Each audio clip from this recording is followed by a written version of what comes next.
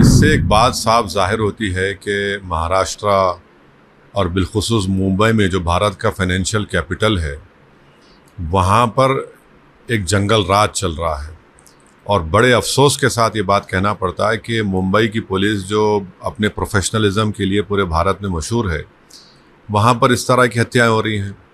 तो इससे एक बात मालूम होती है कि वहाँ की शिंदे और फडणवीस की सरकार के पास कोई पॉलिटिकल विल नहीं है।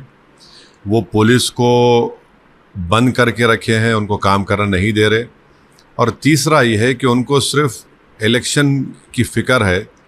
महाराष्ट्र और मुंबई में जो आम जनता है, उनकी सेफ्टी का उनको ना कोई पासो लिहाज है, ना उसका कोई प्रोग्राम है उनके पास। और एक 3 मरतबा के मिले और जो ख़ुद उनकी पार्टी के अलायंस में है, आप उसकी हत्या कर दी जाती है, जिसमें 3-3 गोलियां मारी जाती हैं। तो ये बड़ा ही दर्दनाक, अफसोसनाक और शिंदे और बीजेपी सरकार की सरासर नाकामी है ये। और इससे एक पैगाम मिलता है कि वहाँ पर कोई भी सुरक्षित नहीं है।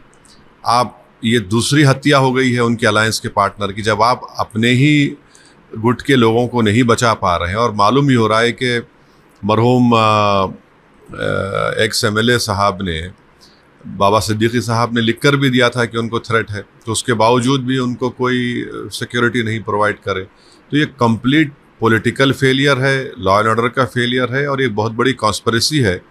और मुझे नहीं लगता कि वहाँ की मौजूदा सरकार इस कॉन्स्पिरेसी को अनरेवल करना चाहेगी या कर सकेगी।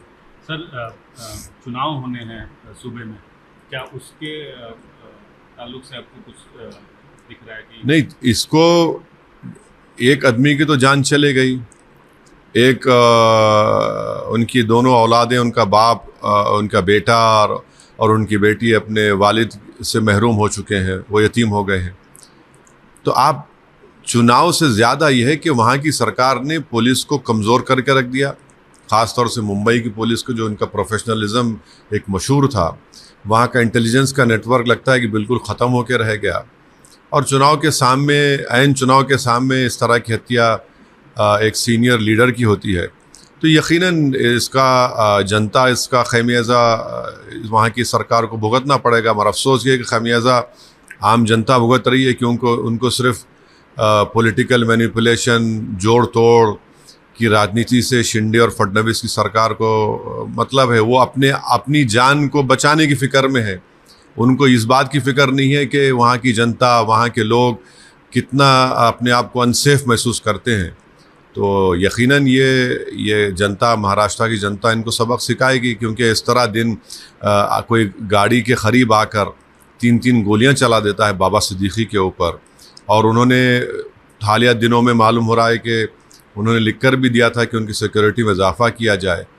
तो ये मुंबई के लिए, जो भारत का एक फाइनेंशियल कैपिटल है, ये मैसेजिंग जो हो रही है, बहुत गलत मैसेजिंग जा रहा है।